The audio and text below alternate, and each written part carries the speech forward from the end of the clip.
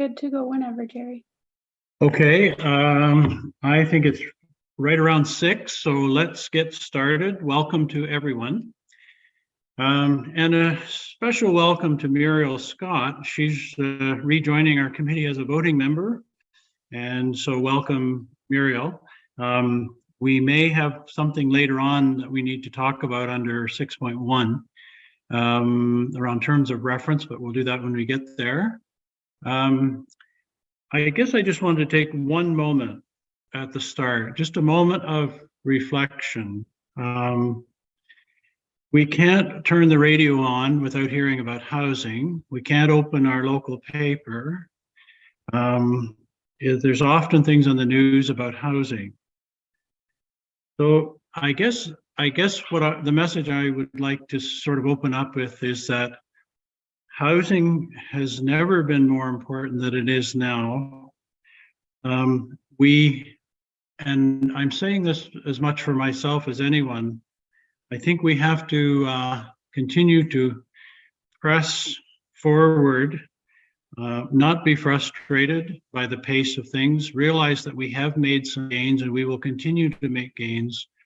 But for everyone just to realize that the work that you're doing it's so incredibly important. So with that, item number 2, welcome, Clint. Oh, and Alicia is sitting in too. Welcome, Alicia, and Holly. And item 2, confirmation of the agenda. I am going to ask if we could add 7.4, which would be a report on our community working together for housing solutions. This was a panel that Carol and I had attended a few days ago, and between us we'll report on that evening. So that'll come up if we could add that as 7.4. And with that, are there any other additions or changes to the agenda?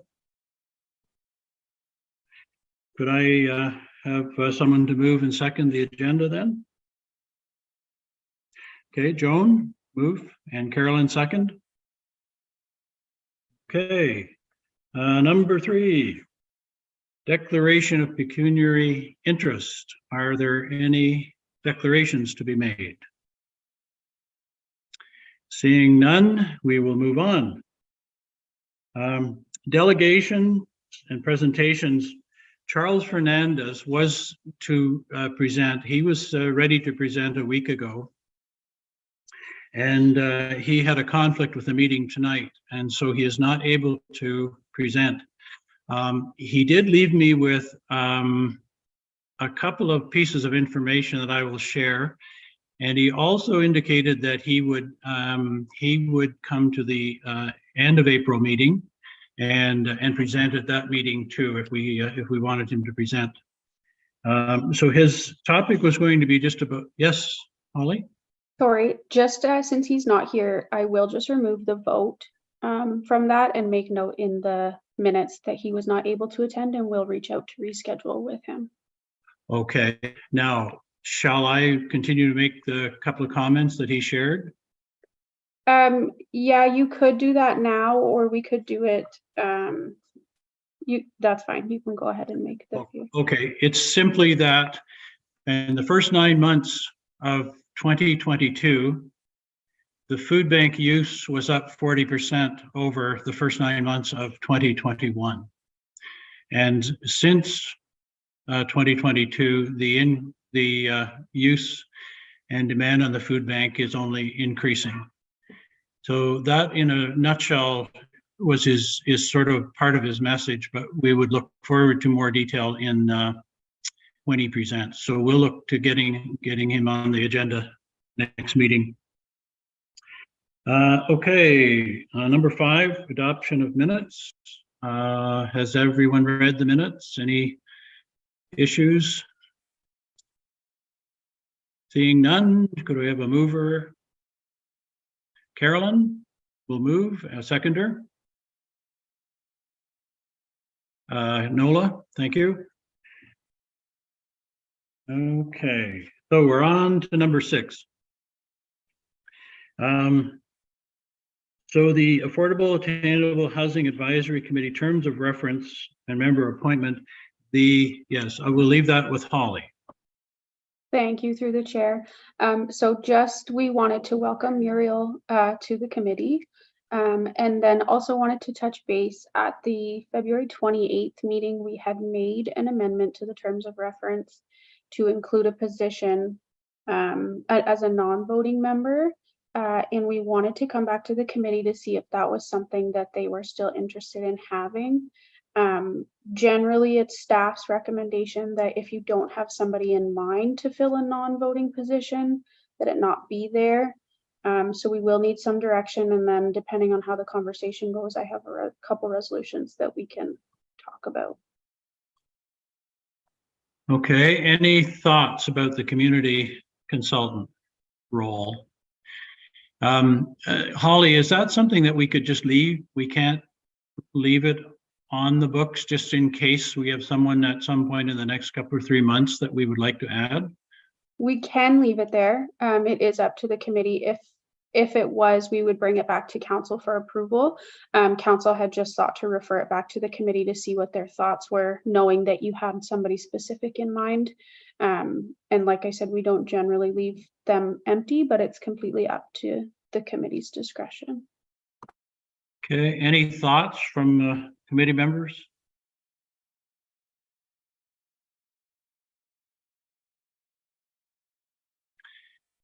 Carolyn? I don't know how we would do this, or if we could add it later. Like, I do think with a 4-year committee and with a growing community, we might come across people who have a vast amount of experience in this area. And so I don't know if there's a way to allow flexibility or not. I'm just not sure what the best thing to do there is. Because I personally, I don't have anybody in mind right now, but it is a 4-year term, and I could see coming across people who might have a lot of experience who would want to join, but I'm fine either way. I don't feel strongly about it either way. Okay. Muriel? I was just wondering what the concerns would be with that being left in the terms of reference. Holly, is it more is it housekeeping more than anything? I would say generally, yeah, just because it would be kind of just a vacant position. And then the pressure to fill it should we want to.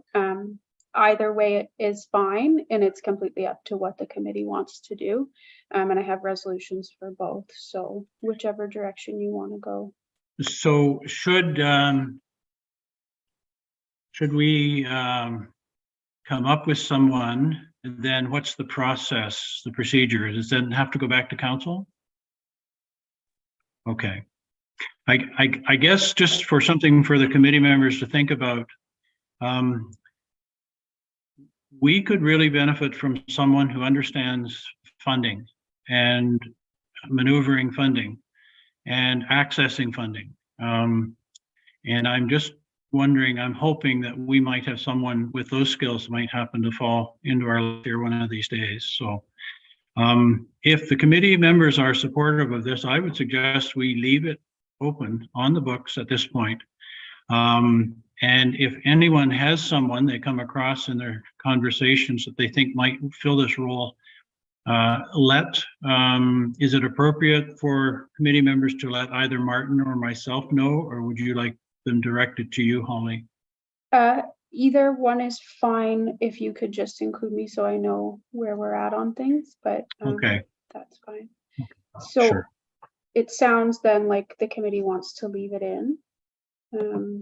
So then the resolution would be it resolved that the committee recommend that council approve the amendments to the terms of reference as presented at the February 28th, 2023 committee meeting, which was just the inclusion of that position. So it just needs to go back for council approval. Sure, So I think that's a mover and a seconder for that.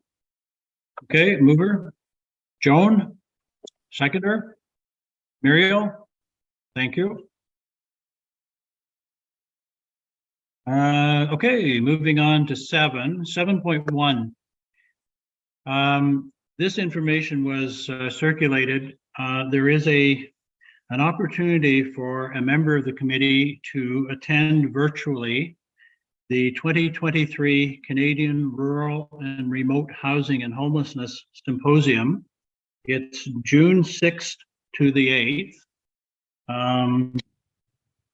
And just to refresh minds, it's this hybrid event is a great opportunity to learn, share, and collaborate with experts and peers in the field of housing and homelessness for rural, remote, and Indigenous communities across Canada. I think this is something that we have through Holly and Lindsay. They found some financial support to pay a registration. We would just need now to know is there anyone who is able to, with those that period of time free, and who would like to attend and then report back to the committee.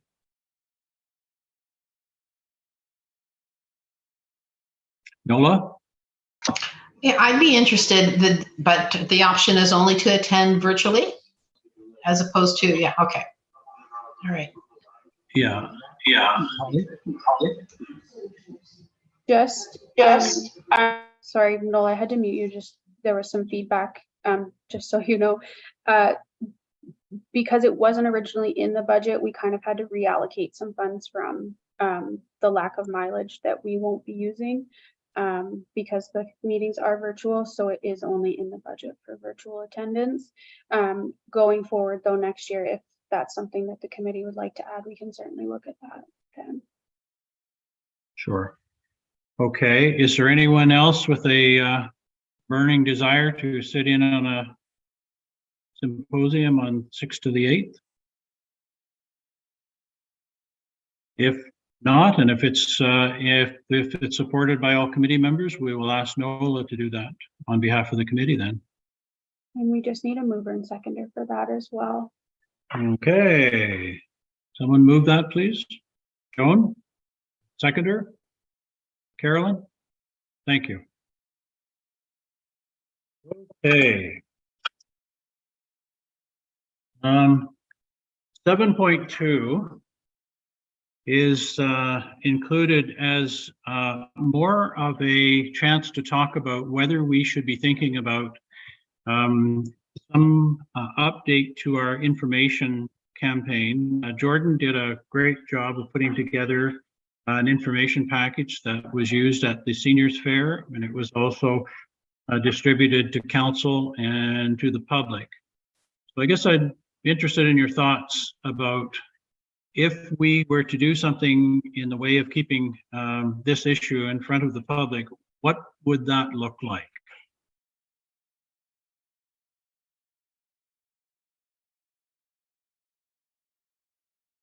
Nola?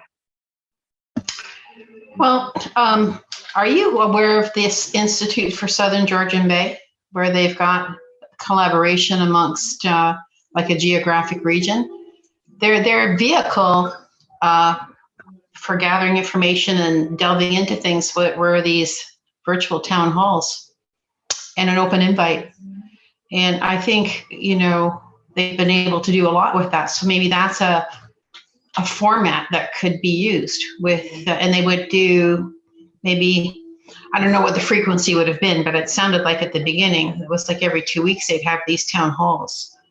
Like they seem to have been quite productive. They've produced a toolkit for all municipalities for to use, which is looks like a tremendous resource, has a lot of advice. And they're continuing the conversation. Like they've been able to do this cross-sectoral approach, like bringing all the institutions and the mayors, and of course an open invitation to people, and to address issues. And housing, of course, arose as a major issue, right? Affordable, attainable housing. So that became like one of their key things. This seems like a good strategy. So I guess I'm wondering, and I don't know if you have any insight on this, Holly, but this Institute of South Georgian Bay I think there are 6 municipalities. And wondering if we were, as Southgate, did Southgate ever consider, were they ever invited, to your knowledge? Through the Um, chair, I'm not sure, to be honest. I can definitely look into that and then provide an update at our next meeting. Sure. I guess I'm thinking that it's good to be parts of all these groups, but there is then the obligation to attend and keep on top of that information as well. And there seems to be so much information. I'm wondering, Jordan, would you be willing to take a look over this next, maybe to present end of April at our next meeting or the meeting after, and just look at designing a campaign that would sort of share the results of our conversations with the public, as well as including some of the things that we see as being really critically important.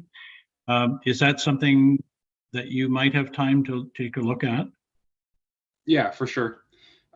Just on this note of public information sharing, I was thinking about next steps from kind of what we were working with at the end of the last committee. I think I was thinking about it after our previous February meeting, and I think there's some room once we really focus on our next tangible objectives. I know we discussed the nonprofit housing corp, reviewing some like local policies or developing a housing first policy. I think whatever tangible objective we really want to focus on in this upcoming term, there could be some literature and some information that we could maybe update that file with, so it was ready to go whenever we're interacting with our local Southgate whatever parties they may be. But I can definitely do that for the next meeting. Okay, that's great. How would this can this be included on the website, Holly? Like anything that we come up with through Jordan's campaign, it could be included on the website? Yep, absolutely. It can. We can put it on our website and on our social media platforms as well. Sure. So I'm going to suggest then, if anybody has any ideas on publicity or information or related to this campaign, just drop those ideas off to Jordan then over the next few days, and then we'll look forward to hearing from Jordan in the next meeting. So we'll include you on the agenda next meeting, Jordan. Thank you. Yep, sounds good. 7.3, municipal surplus land discussion. We've had this conversation off and on. We did have a presentation from Clint and David Milner a few months ago around some properties that would be considered surplus. But Clinton has agreed to give us just a verbal update tonight on anything that he thinks might be appropriate for housing. So we'll turn it over to you, Clinton. Thank you. Thank you, Jerry. The review, we sort of went through a number of properties, if you recall, and most of them were in the rural areas, but there were a couple that were in the urban areas. One of them in particular was in Dundalk, and it was on Glenelg Street, and it was basically some EP land that we thought maybe could be rezoned to accommodate some form of housing. We looked into that further, and I spoke with the Director of Public Works, Jim Ellis, and the biggest challenge with that particular site is that it would require a sewage pumping station, and that's to the tune of like $3 million. So that all of a sudden blows any sort of affordability right out of the water.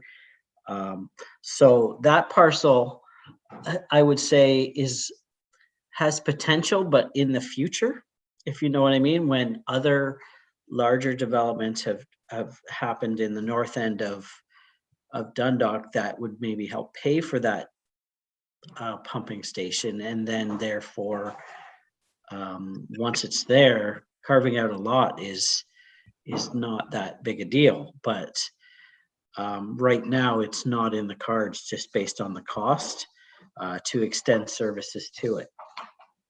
The other really positive site that we saw was actually in Holstein, and that was sort of it's a triangular piece where there's actually sidewalks going through it. You probably see it that if you've ever been to Holstein, that's a lot of times where people park for the Maple Syrup Festival there. But that's all, that whole area is township owned land where we could take potentially a portion of it to utilize for housing. I'm exploring it further now with the County of Grey and whatnot to see if we can make something work there. It fits the checkbox of being large enough, being owned by the municipality, being in an urban center so that it's not segregated away out in the countryside where there's no support systems for whoever's there. There's the general store and whatnot where they can actually go, and it's nearby for food items and other essentials that you may require. So from that perspective, it's a much better fit than some of these more rural areas where they may not have a car, right? So that's the most promising one at the moment that we're looking into. And I hope to report more back to you, and maybe I'm not sure about the next meeting, but hopefully soon I'll be able to bring a report back as to how it all turns out with that particular lot and whether or not we can actually make something work on that one. But it certainly looks promising right now. There was another lot in Drumore where actually it was the park lot that said there's a park in Drumore. However, Drumore is a little too, if you will, remote in the sense that there is no other commercial services or support services around for affordable and attainable housing. Whereas in Holstein, there's a school there, there's the Optimist Club, there's more amenities there for someone. So that's about it. There were a few others, but they were not they didn't pass the sniff test in terms of developing. There was another site near the waste transfer station, but that was a definite no on that one. So Okay. I did have a conversation with a developer who we had earlier conversations about trying to find a half an acre minimum of serviced land, and in return, a building of perhaps 25 to 30 apartments, a portion of which would be affordable. In conversation with the chap recently, though, everything they're building right now is for profit, for market rent. And his parting thoughts were, the more a municipality can bring to the table when it comes to affordable housing, the better the chance, or the more chance they can provide more affordable units. And the developers will be the first probably to understand the cost of things going up. So it just, I guess I have a personal concern about if we don't secure some properties somewhere and sort of set them aside and protect them, then down the road we are going to be in worse shape than we are now. Any thoughts from the committee members?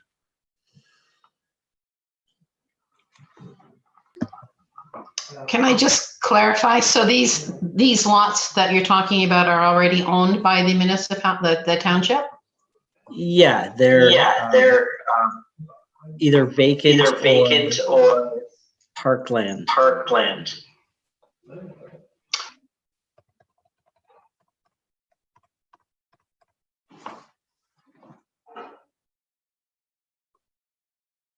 think you're muted. Nola, you're muted. Okay, wait, sorry about that. Would the township maintain ownership? And then would they be stewarding these and maintaining title to these units? And would they be rental, all rental? Like what is, I guess I'm having trouble understanding. Are you looking at taking stuff you already own and just making sure it stays available for housing? Or are you looking at getting other bits of property in addition to that? I think the idea is that if the municipality has properties that would be appropriate or that could be make their way into affordable housing, that we need to protect them now, as opposed to thinking like losing out on. It doesn't sound like there's a lot available though right now. So that means that perhaps we need to be thinking about where are properties that perhaps could be invested in to protect them. And I know that brings in a whole other issue around the municipality putting out money to buy land. But it just seems that if we don't get a start, it's going to be longer and longer and longer until we actually see something in place. Through the chair, if I could, from my perspective, that our task was primarily to identify lands that we owned, and B, that were that could either potentially be declared surplus or that were just vacant. So like a park that is too large, for example, that isn't being used to its fullest potential. If you don't need a 5-acre park and a 2.5-acre park will do, and you can have a 2.5-acre lot for residential, then that's a win for both. So that's the kind of thing we were looking for, or parking lots that are not heavily used on a regular basis. Those sorts of things is what we were looking for, or just even marginal lands like the EP lands that might have had some potential going forward. So that was our directive when we were looking at it. Beyond that, the municipal lands that we own are actively in use, whether they be for recreation like the arena, or for services, fire services, or public works, snowplows, those sorts of things. So those are the main lands that we own. Joan? Sorry, I was missed. So, Clint, for clarification, you're saying that we have something in Dundalk that could be a possibility, but it needs a $3 million upgrade to be able to start with anything, and the next best thing would be in Olstein? Yeah, like those are the options that we have right now. I can bring a further report on this if you like. The one in Dundalk, it's near the Flatto carriage house subdivisions that were approved, but the terminus for the gravity flow is just right by that subdivision, and therefore anything further out requires a pumping station. So unfortunately, a pumping station is a big ticket item that would require any sort of development to pay for that cost. So that's why I'm suggesting maybe that's a plan we have for down the road when there's another piece in the north that gets developed. And I don't know if there will in the immediate future, but if it does, then that would require that pumping station for that particular development, and therefore the developer would pay for those costs, and then it would be available for use at that time because the services would be extended. The other site is essentially a parking lot and sidewalk trails that are right in Holstein, and it's a potential for use. They're not serviced from a water and sewer point of view, so that's one of the things we would have to investigate is how much in terms of unit capacity we could put there based on the lands, because obviously you know, if on private services there's a certain amount you can develop before you start polluting the groundwater, so we'd have to be careful of that. And Nola? Yep. Yeah, I guess I'm still trying to clarify. So these surplus lands are, when you declare something surplus, that means what exactly when you do that? Like what is? So we're getting two mixed messages here. So from our point of view, that we were looking at surplus lands in terms of lands that are not currently being used effectively or needed by the municipality at this particular time. And that's was our criteria. It's the loosest criteria, if you will, for looking for additional lands. To declare land surplus, which is different, is an act the municipality does to allow it to sell lands if it chooses to sell the lands. But in this case, we're looking at surplus lands from a broader perspective of ones we don't think we're going to need, but we still own that could be used for something else. Go ahead, Nola.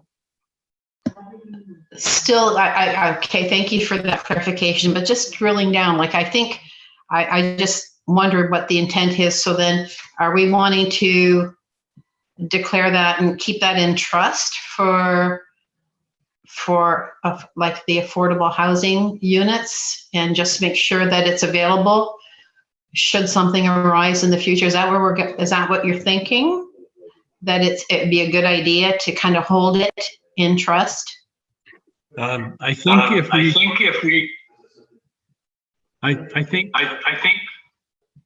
if we look at the there are all kinds of different things that we need to be thinking about. We've talked in the past about working with developers and sort of working with them around densities and about the type of affordable units that are needed. And that's an ongoing discussion that has to happen. But we need to be thinking to the future as to if we are able to develop, and this may have to wait until we get a nonprofit housing corporation, is to have a place. So it is, yes, putting land in trust, anything that would work for achievable housing. Yeah, Clint? Yes, so from my perspective, the main focus was to just identify those lands because there are a fair number of parcels we do own. So the first and foremost was to identify any potential lands and then make you guys aware of them and any potential developers as they come forward for affordable and attainable housing. We still own them, so we can just sit on them. We don't have to make a special declaration or rezone them or as you say, put them in trust. They're already owned by us. So we're the ones it's more of a matter of getting that list together of, okay, here's these properties. So when someone either comes knocking on our door or has in the past, the whole reason this spurred on is because there was an interested person to do that. And so we had a look through it. And unfortunately, there's a lot of the lands were not as good as we would have liked, but there certainly are some And so we're trying to identify those to create that list to then be able to show a developer. Muriel? Yeah, I was just wondering if the county had ever come through with identifying their surplus lands? Because that was an exercise they were doing as well, right? Yes, and they have done that. Okay. I don't know what the final results of that were.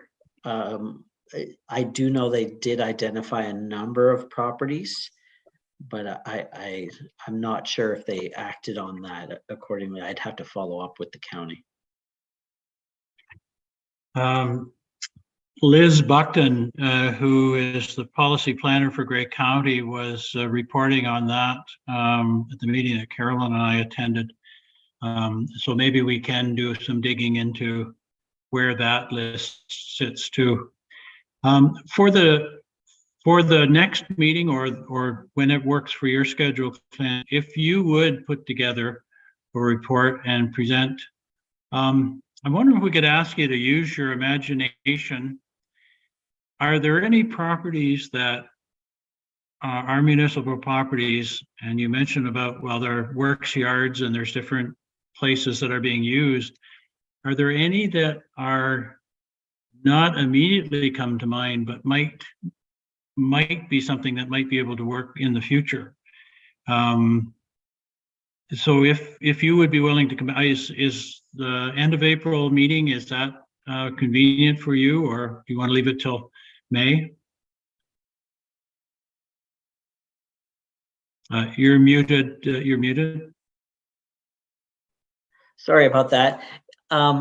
If I could leave it till May, that would be helpful to me. I do have a lot of things coming up at the end of April that I'm not confident I could give this its proper justice. Sure. So the municipal report then would be like the current housing, or not housing, land selection, I'll call it, that we have for those parcels that are municipally owned. But then you added another piece I didn't catch. So I was just wondering if we could give you permission to use your wild imagination and imagine if there's any other properties that are owned by the municipality that may not be fully utilized. Now, you had mentioned that there's works yards and there's properties that are being used for municipal purposes right now, but are there any that those uses may change over the next few years? Yeah, I could certainly have a look at that. Sure. Okay. Okay. Any other questions for Clint tonight? Carolyn?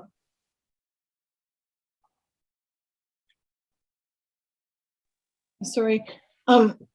Clint, do you know, I mean, and this isn't an immediate conversation, obviously, but do you know what the process is when a school board declares land surplus? Does the township have, or other school boards have first access to it? I know there is a process, but I don't know what it is. Yeah, I don't know what the process is offhand.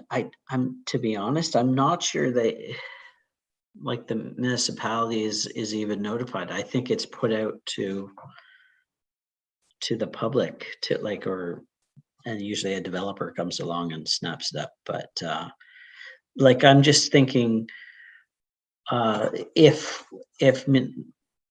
the municipality does end up getting additional school space through these proposals that have been put in by the school board, they're probably going to look at closing at least one of the two down once this new one is built, and that might be an opportunity for something like affordable housing.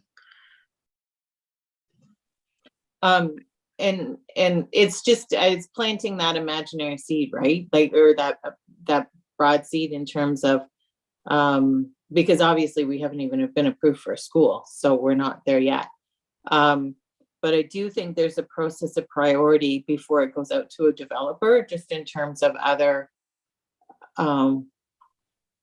school boards, other municipal, like the county, etc. I just don't know what that priority is. So we're a long way off from that, but so that's not urgent, but maybe that's something I can, and it may change by the time we even get there, but it's just a forward thinking thought about exactly what you said. If there's a new build, what property might become available? Maybe none. Like maybe we'll just need all over the schools, right? But what might become available? Jordan? And just along that topic, I think there's been a bit of a precedent set in Grey County for that exact thing taking place with the former Sydenham School in Owen Sound being acquired by County of Grey. So I'm not sure again like what the exact process for that acquisition was, but it's definitely happening and recently too. So I think that's a great idea.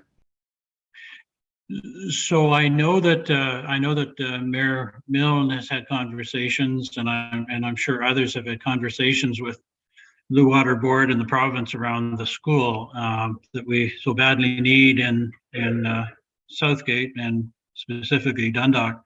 But I'm wondering how do we get the message to whoever's going to be the contact with the province and the board to follow up these ideas of Carolyn and Jordan, to put a bid in on what happens if there is a surplus school, so that we don't miss out on the chance to do that. Do you know who that might be, Holly? Would that be or Clint? Go ahead. Well, I'm certainly going to put a bug in their ear about that, letting them know that we would like to be notified when and if a school does become available. We can put that as a formal request through the municipality to be notified, so that we would have an opportunity to bid on it should it become available, and that way we could then utilize it for however we saw fit. The school properties are either of them. It sort of seems like they would make good sites for housing.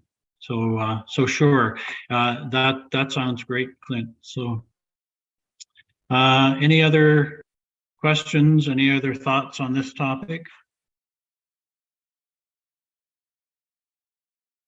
Okay, moving on, 7.4. Carolyn and I attended, it was sponsored by a group called Rebound Owen Sound. And it was held on Thursday, March 23rd. And the title was Our Community Working Together for Housing Solutions. There was a panel of housing advocates, Carol Merton, who is a member of Owen Sound Council, Marilyn, that's not her correct name. Struthers is not her name. Anyway, she is has been doing a lot of work with the Institute of South Georgian Bay.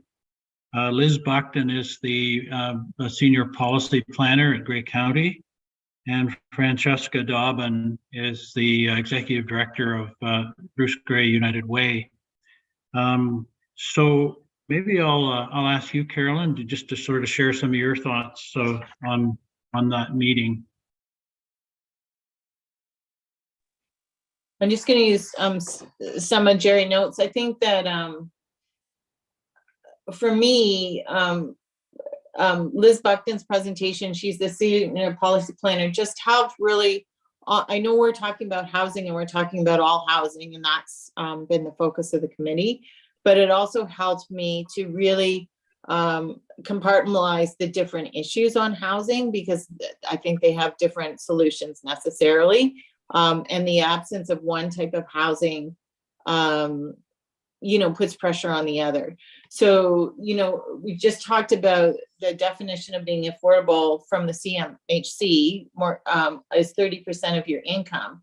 And that just, she almost I think it was her, but she almost, I might have been someone else, talked about that we have a wage problem, not just a housing problem, in terms of that the wages have not come up with inflation, and that just that it wasn't there. So she really looked at that any single person making less than 20,000, which is a lot, or a family 40,000, is in a total crisis.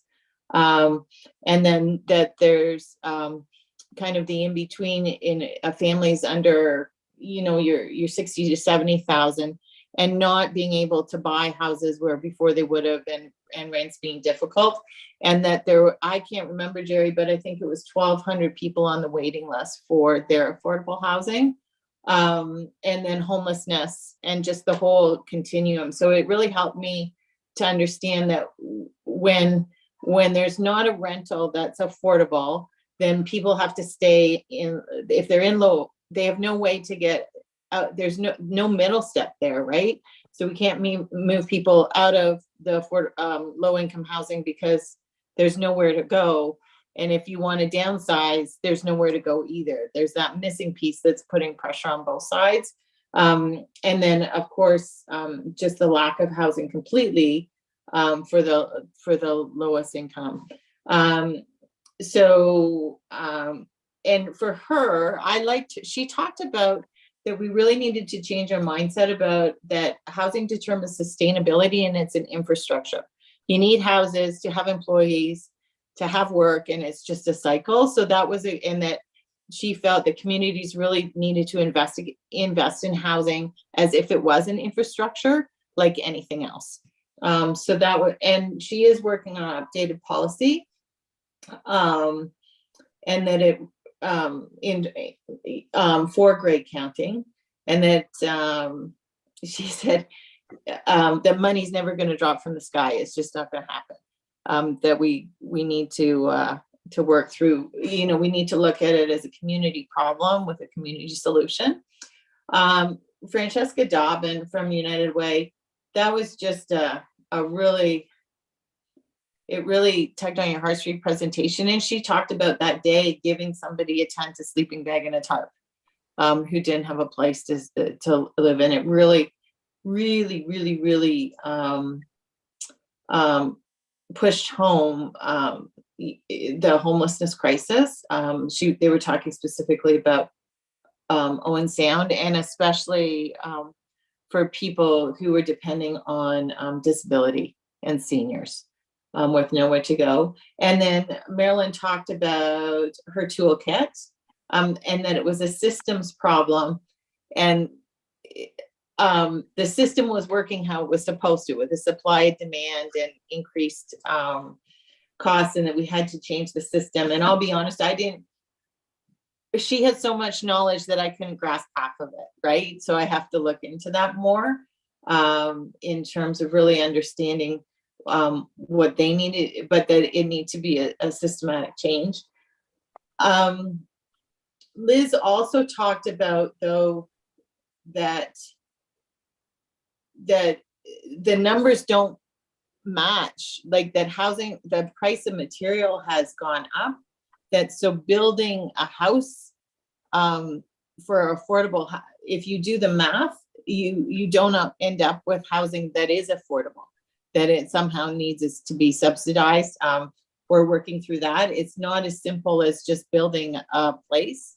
One of the discussions, one of the things that there were some ideas brought forth at the end by one of the people who was a builder on questions, and he was specifically talking about Owen Sound, but one of the things he talked about was making some of the empty commercial space residential, that might be more affordable than building from the ground.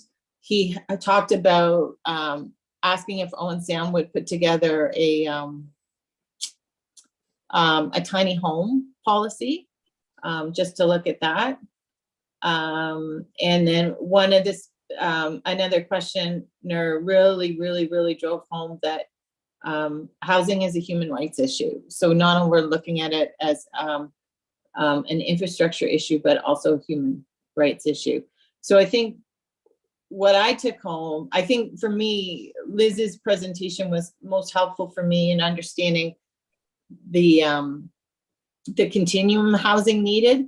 And even though we're all about housing, also looking at it more as chunks, like what can we do for this amount, this population, what can we do for this population, what can we do for this population? Because if there's a gap in any of them, they put pressure on the other pockets, if that makes sense. So if you don't have any affordable, rents for people who are making 30 to 40,000, then you're looking at affordable housing. Whereas if you could have those you know what I mean? Like there could be a whole, if you could have some more rentals that were affordable for some home, not homeowners, but some people, then that would take some pressure off what they have in terms of subsidized housing. But that there's a gap there. There's a need, plus there's a gap. So, does that make sense? I rambled a bit.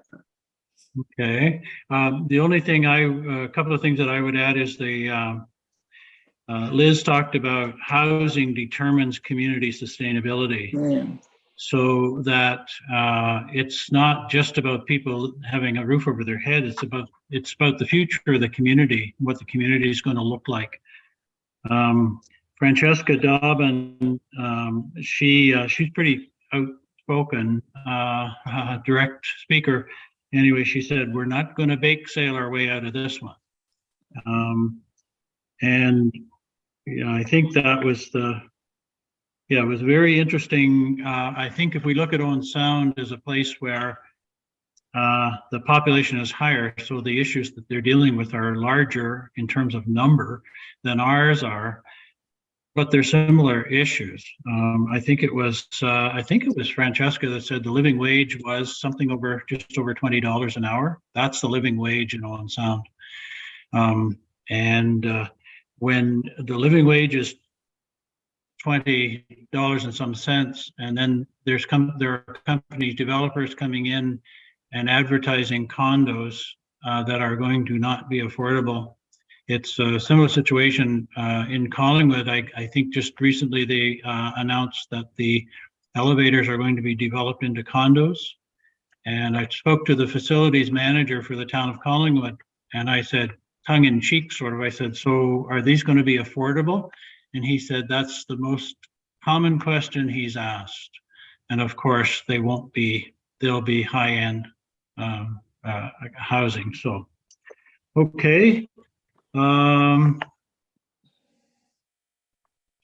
right, I think we've covered this part up to the end of 7.4. Question, Holly. Oh, sorry, go ahead, Nola. Yeah, that like Owen Sound is part of that institute, and Collingwood, all those municipalities, Meaford, Thornbury, there's 6 municipalities part of that institute, and Marilyn Struthers has been the one that has done a deep dive into the housing issue. She was like that. The toolkit that they've put up on their institute website is amazing. And they're really looking at municipalities, and we're talking rural municipalities, and working together and collaborating as being the major lever in addressing this issue. And they've made it clear that market forces can't be left to bear to address this. And so that's why, we need this kind of an approach. So they talk about the affordability matrix, meaning that your employees can't afford to live in your community, you got a problem. And so they really stress that it's important to now be involved. And as Carolyn pointed out, and you've pointed out, housing is critical infrastructure and a human right. And this whole institute is latching on to the UN declaration, things like that it's a human right. And they're also latching on to the UN Sustainable Development Goals. And, they're really, I don't know, I think it would be good to latch on to what they're doing and also get conversations going and help people get educated about this issue and how critical it is within our own communities, within this community as well. Because they're Grey County, just a another part of Grey County, but they're Grey County and they're doing great work.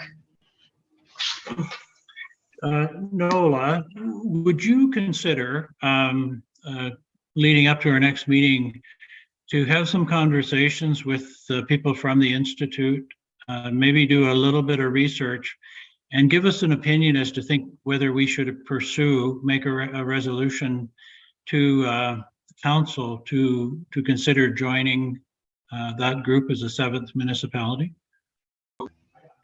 I would love to do that. And I think it's really critical and that the timing is really right for this, you know, given how urgent this kind of thing is. And I think you guys are doing what you're moving in the right thing, but I see a lot of power and potential in collaboration. Like we don't, and that's what they're saying too, is that rural municipalities have greater, like they're saying we represent 100,000 people and now we can get people's attention. So if we can broaden that, I think it'd be really fantastic to do that. And then they also talk about sharing the resources. Like if the municipalities can collaborate and coordinate, this year, this municipality, this happens here, the next year or 2 years, we do this here. But the whole thing is they've studied it for 2 years, and it's really, the municipalities are the ones that will be playing a significant role here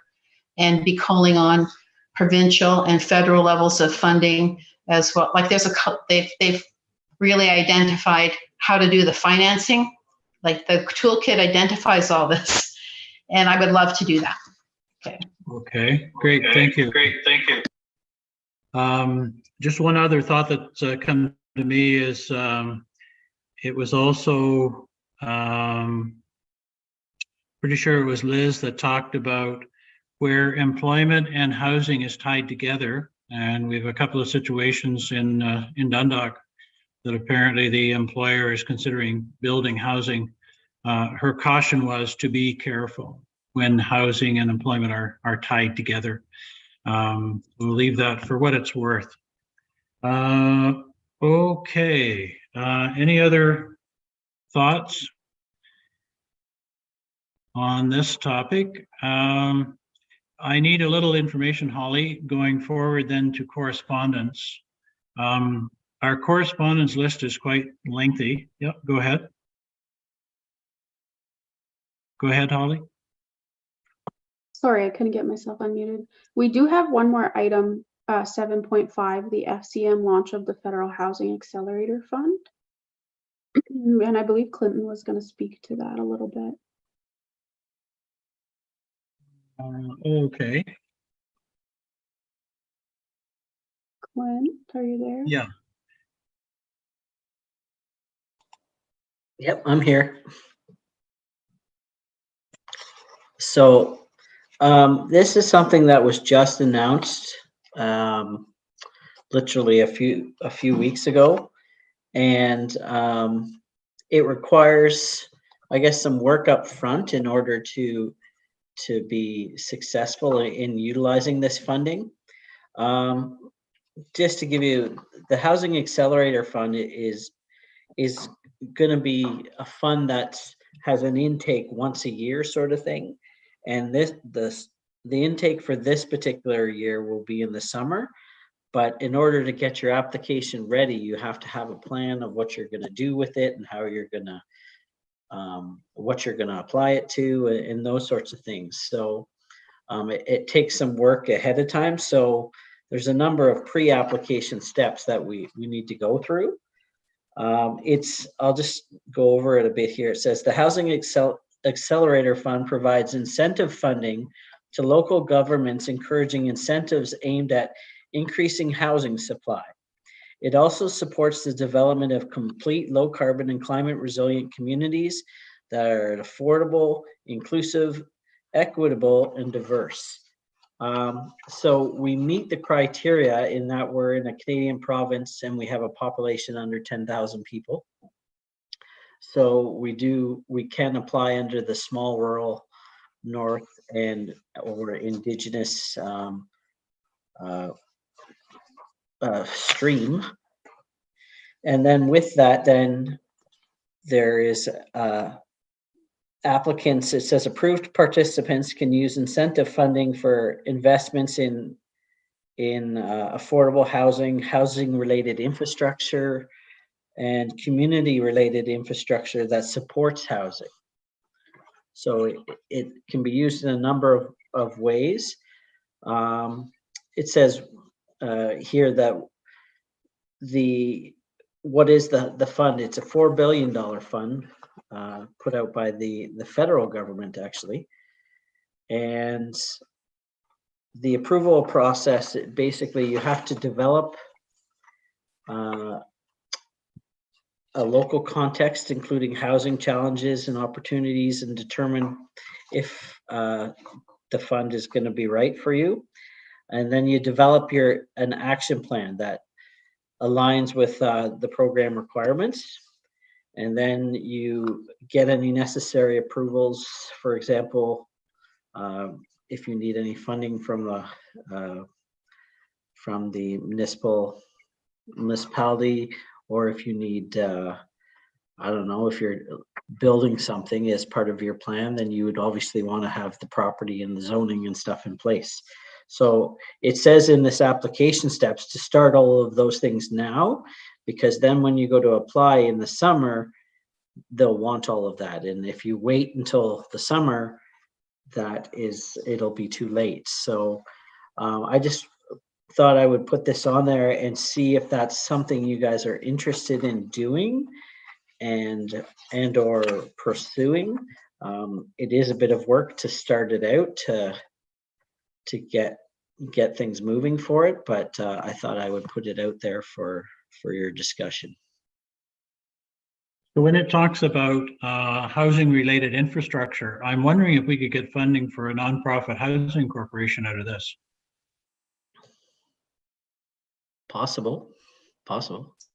I would be interested in pursuing this with, now, can I visit with you, Clint, over this to sort of get organized, or? Yeah, that's fine. I think this is, we can't seem to find anybody that just wants to build affordable housing without us finding some other financial support. And that is certainly an area I think that we're going to have to pursue. So I will take that on. Is there anyone else that would like to pursue that? Muriel? Okay. So Muriel, if I arrange a meeting with Clint for the three of us just to sit down and kind of get this thing, at least sort of toss it around a little and see what needs to happen, and then see if we can get something going. Okay? Sure. Good. Okay. All right. So that completes 7.5. Holly, the correspondence then is more just for the members to peruse at their leisure. Yes, that's correct. So it is information that's there for members to have a look at. If there was anything in particular they did want to talk about, they're welcome to at this time. And then after the conversation, we just need a mover and seconder to accept the items for information. Okay. Some of the things were included, like the official plan document. If you haven't read it, it's well worth reading. There are some things that are already in there about housing that I think we just need to highlight and keep in mind. The community action plan is an interesting document as well, because it does talk about housing as well. The Township of Southgate resolution, it's again, Southgate being part of a group supporting this whole idea of avoiding homelessness. As is 8.4, the Western Ontario Wardens Caucus and the AMO campaign on homelessness. The AMO call to action on housing. The Homeless Hub article is included a rights-based approach to preventing and ending homelessness. This is an article that comes from Wales, where the duty to assist is part of their legislation. So the municipal governments have a duty to do whatever they can to avoid people becoming homeless. And 8.7, the housing continuum, and that is just an interesting document because it talks about, when we think about housing, we should be thinking about the continuum starts at homeless. Like that's the start of this continuum. It's homeless, moving up through emergency shelters, transitional housing, community housing, affordable rentals, affordable home ownership, market rental, and then market ownership. Like that's the breadth of this issue that we're dealing with. So, anyway, any other comments about the correspondence?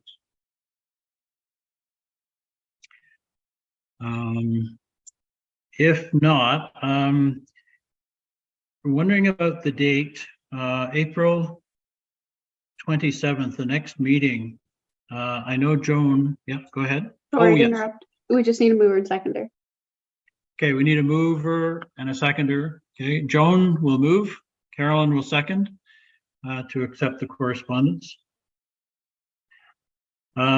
The next meeting, Joan has indicated that she's not able to attend on the 25th. I can't attend on the 27th, but if that's a date that suits everyone, I'm fine with you going ahead with it on the 27th. How does that work with everyone though?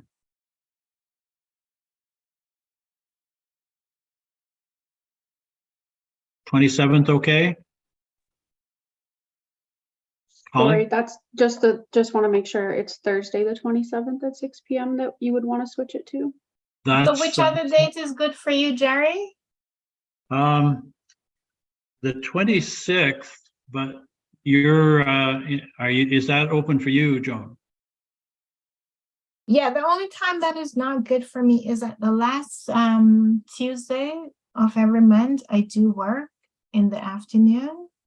So if we couldn't do it on that one, but the 26th is good. It's a Wednesday, and yeah, I'm free after 6. Does that work for everyone, the 26th, the Wednesday, the 26th? We can check with Martin as well, I guess, when he's back. Could we say tentatively then, Holly, next meeting will be Wednesday, April 26th, 2023 at 6 p.m.? Yep, that's fine. And if all members are in attendance, we can have a discussion about changing the day. Yeah. I just think that having everybody present would probably be best. Yeah, I think so too. But yeah, that's fine. We can change the next meeting to be the Wednesday evening. There's no other conflicts. I just checked the council and committee schedule, so it should be fine. Okay. Okay. And just prior to any final thoughts from anyone prior to adjournment?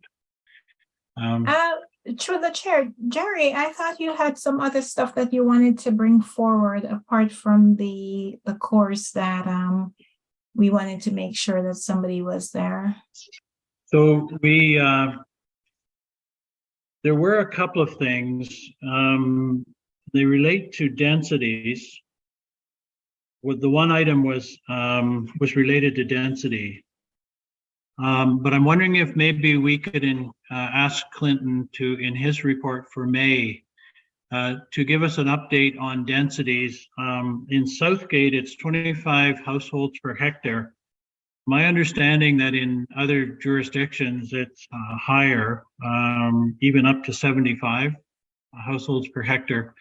So I'm wondering, Clinton, if you would mind just giving us a little bit of a summary of the densities and what the impact would be if we were to move that, if we were to make a resolution to forward to council to increase that density as a way of trying to encourage more apartment buildings and more townhouses.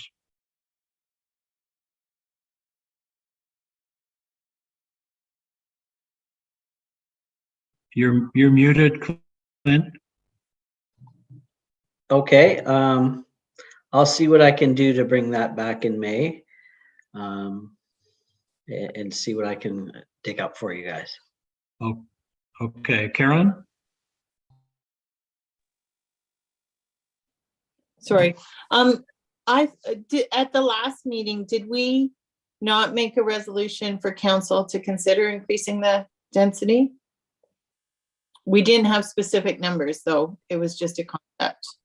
I don't know where that went. Holly?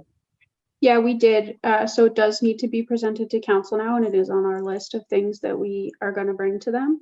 And then we'll certainly provide an update to the committee once we're able to do that. Okay. So what our next step might be just to put some numbers to the density in a further resolution down the road, maybe in the next couple of months. The other thought that I had was around the pursuit of these municipal properties. But I think Clinton is going to help us out in May to try to understand that whole topic as well. So, okay. Any other thoughts, Nola? Nola? Just the suggestion that was made by Carolyn about having residential spaces maybe above commercial spaces, like on the main street. Is that something that could be considered as well, like to have to increase affordable housing? That already is the case in Dundalk. Okay, so just to clarify, Clint, so people could live on the main storefronts in Dundalk if they were converted? What the policy says is you can have an accessory apartment either above or in the back of the commercial building. So the front of the building has to remain commercial because it's the visibility on the street that is the most important thing to the business usually. So that has to remain commercial, but either at the back or above can be converted to residential. Okay. All right. Okay.